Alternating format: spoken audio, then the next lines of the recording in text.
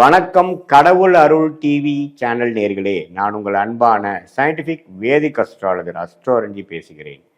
நல்லது நினைப்போம், நல்லதே நடக்கும். இந்த வீடியோவில் நம்ம என்ன பார்க்க போறோம்னா, செப்டம்பர் 2026 விருச்சிக ராசிக்காரர்களுக்கு எத்தகைய ஒரு பலாபலன்கள் நிறைந்த ஒரு மாதமாக இருக்க போகுதுங்கிறத சயின்டிபிக் வேதிக் அஸ்ட்ராலஜி முறையில் எதையும் நம்ம மிகைப்படுத்தாமல் ஒரு கிரகமும் ஒரு இடத்துல இந்த ராசிக்கு இருந்து சஞ்சரிக்கும் பொழுது, ஒரு பாவத்திலிருந்து சஞ்சரிக்கும் பொழுது, டிகிரி அடிப்படையில் இருக்கும் பொழுது எந்த மாதிரி ஒரு கர்மா பலன் நம்ம எதிர்பார்க்கலாம் அப்படிங்கிறத பொத்தாம் பொதுவாக பார்க்காம, பரிகாரங்கள், மூட நம்பிக்கைகள், அது மாதிரி விஷயங்கள் பார்க்காமல் சயின்டிபிக் வேதிக் அஸ்ட்ராலஜி முறையில் துல்லியமான முறையில் இந்திய வேத ஜோதிட அடிப்படையான ஒளி தத்துவம் எப்படி செயல்படுகிறதுங்கிறத பற்றி பார்க்கும் பொழுது, விருச்சிக ராசிக்கு 2026 செப்டம்பர் மாதம் எப்படி இருக்குன்னு பார்க்கும் பொழுது, மாதம் ஸ்டார்ட் ஆகிறப்ப பார்த்தீங்கன்னா 5ஆம் இடத்துல சனி நீடித்திருக்கிறார். குரு 9ஆம் இடத்துல பாகிஸ்தானத்திலிருந்து ராசியை பார்க்கிறார்.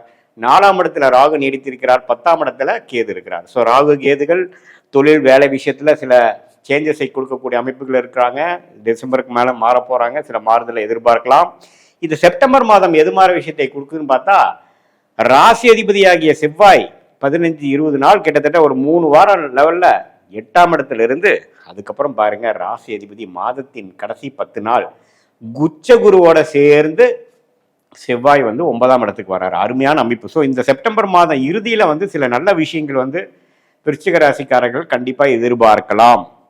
ஏன்னா ராசியையும் குரு பார்க்கிறார், ராசியோட அதிபதியும் குரு சேர்ந்துருச்சு. எப்ப சேர்றாங்க? மாதத்தின் கடைசி பகுதியில் ஒரு 3 வாரம் 2.5 வாரம் முடியும் பொழுது போகும்பொழுது நல்ல ஒரு பலாபலன்கள் வருது. இந்த ஜூன், ஜூலை, ஆகஸ்ட், செப்டம்பர் மாதம் முழுவதும் நீங்கள் போட்ட எஃபோர்ட்டுக்கு செப்டம்பர் மாதம் எண்டிலிருந்து நல்ல ரிசல்ட் வருது அப்படிங்கிறத நம்ம தெரிஞ்சுக்கலாம். ஸோ இது ஒரு அற்புதமான ஒரு விஷயம். இந்த டைமை யூஸ் பண்ணிக்கங்க.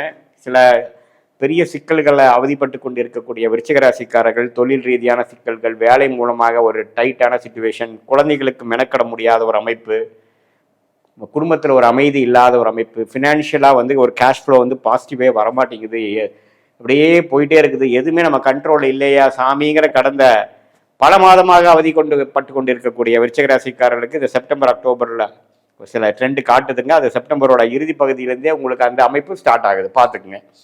இது நல்ல ஒரு விஷயம். இதை நீங்கள் யூஸ் பண்ணிக்கணும். அதே மாதிரி மாணவர்கள் பார்த்தீங்கன்னா நல்லா படிக்கக்கூடிய அமைப்பு இருக்குது. அவங்க என்ன தீர்க்கமாக என்ன படிக்கணும், ஹையர் ஸ்டடீஸ் என்ன பண்ணணும், என்ன மாதிரி வேலைக்கு போகணுங்கிறதுல கிளாரிட்டி கிடைக்கக்கூடிய ஒரு மாதமாக இருக்கிறது. அதே மாதிரி படித்து முடித்தவங்க அடுத்தது என்ன பண்ணலாம் அப்படிங்கிறப்போ அரசு உத்தியோகத்துக்கு ட்ரை பண்ணலாமா அல்லது கார்பரேட் செக்டாரா வெளிநாடா என்ன பண்ணலாங்கிறதுல ஒரு நல்ல ஒரு கிளாரிட்டி கொடுக்கும் செப்டம்பர் 2026.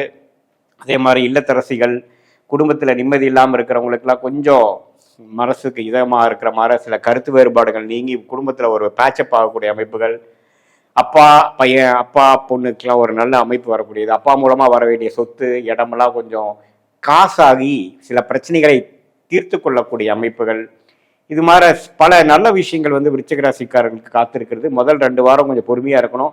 அதுக்கப்புறம் நல்ல நல்ல விஷயங்கள் நடக்கக்கூடிய அமைப்பை நீங்களே கண்டிப்பாக பார்க்கலாம். ஸோ இது ஓவராலான விஷயம். இதே பார்த்தீங்கன்னா நடுத்தர வயதினர், கல்யாண திருமணம் எதிர்பார்க்குறவங்களுக்குலாம் பார்த்தீங்கன்னா டக்குன்னு ஒரு திருமணம் நடக்கிறது, காதல் கைகூடுறது. ஏன்னா சுக்கிரன் பாருங்க 12ஆம் இடத்துல இருக்கிறார்.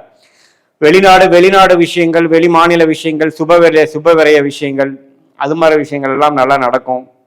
அதே சமயத்தில் லாபம் பெறக்கூடிய அமைப்புகள், 10ஆம் இடத்திலே சூரியன் இருக்கிறது, சில தொழில் முன்னேற்றங்கள் உண்டு. தொழிலில் டக்குன்னு வர வேண்டிய பணம் வர்றது, லாபம் பெறுவது, தொழிலில் இன்னொரு பிரான்ச் ஓப்பன் ஆகிறது, இன்னொரு நெக்ஸ்ட் லெவல் போகக்கூடியது, சில பிரச்சனைகள் சால்வ் ஆகிறது, லீகல் இஷ்யூலாம் கொஞ்சம் சரியாகிறது. இது மாதிரி நல்ல நல்ல விஷயங்கள்லாம் விருச்சிக ராசிக்காரர்கள் பல மாதமாக காத்து கொண்டிருக்கக்கூடியவர்களுக்கு இந்த மாதம் கொஞ்சமாச்சும் மனசுக்கு சந்தோஷமா இருக்கக்கூடிய அமைப்பு சிலது கொடுக்குதுங்கிறது நீங்கள் தெரிந்து கொள்ள வேண்டும்.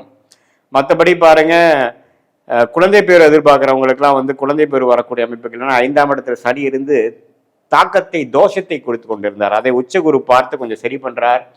அதே சமயத்தில் அந்த 7ஆம் வீட்டு அதிபதியாகிய சுக்கிரனே 12ஆம் இடத்துக்கு வந்தாலும் சுக்கிரனோட வீட்டில் இருக்கிறனால இல்லறம் சுவைக்கக்கூடிய அமைப்புகள் இருக்கு. இது மாதிரி குழந்தைகள் விஷயங்கள்லாம் கொஞ்சம் பாசிட்டிவாக வரக்கூடிய அமைப்புகள் கண்டிப்பாக இருக்கு. இம்போர்ட் எக்ஸ்போர்ட் ரிலேட்டடாக வேலையில் இருக்கிறவங்க, தொழில் இருக்கிறவங்களுக்குலாம் நல்ல முன்னேற்றங்கள், ரியல் எஸ்டேட்டு அது மாதிரி விஷயங்கள் நல்ல முன்னேற்றங்கள் வரும், ரெகக்னிஷன் வரும். ஸோ இது ஒரு பொற்காலமாக எடுத்துக்க கொள்ள வேண்டிய ஒரு அமைப்பு. எல்லா வயதினர்களுக்கும், சீனியர் சிட்டிசன்ஸாக இருந்தாலும் சரி, நடுத்தர வயதினராக இருந்தாலும் சரி, வியாபாரிகளாக இருந்தாலும் சரி, தொழில் முனைவோர்களாக இருந்தாலும், வேலையில் இருக்கிறவங்களா இருந்தாலும், அரசு உத்தியோகத்தில் இருக்கிறவங்களுக்கு நல்ல போஸ்டிங் கிடைக்கக்கூடிய அமைப்பு இதெல்லாமே வந்து காத்திருக்கிறது.